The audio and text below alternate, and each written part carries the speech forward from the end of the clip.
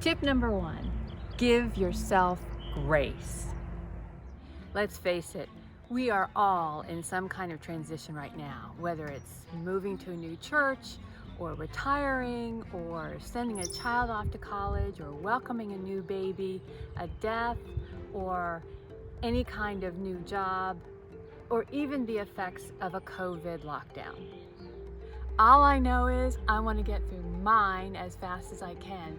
I mean, I keep dropping things and trying to put the milk in the microwave and stumbling around and making mistakes. I just want to get back to normal.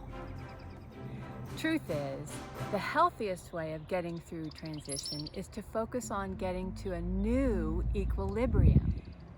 In the old normal, I had a certain balance, an equilibrium. Our bodies crave balance. They function better with equilibrium. The body doesn't know whether a change is good. It just wants equilibrium. But the old normal, the old equilibrium is gone. I have to find a new equilibrium. The good news is that my brain can choose strategies to help me navigate to the new equilibrium.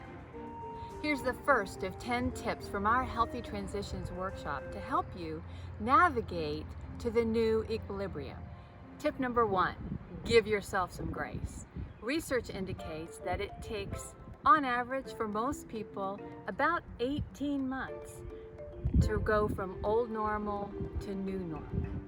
Remember that change is a moment in time. Transition is a process over time. It's okay if you're unsteady, moving from one equilibrium to a new equilibrium. Just breathe. Give yourself some grace. God has already given you grace. You can give yourself some too.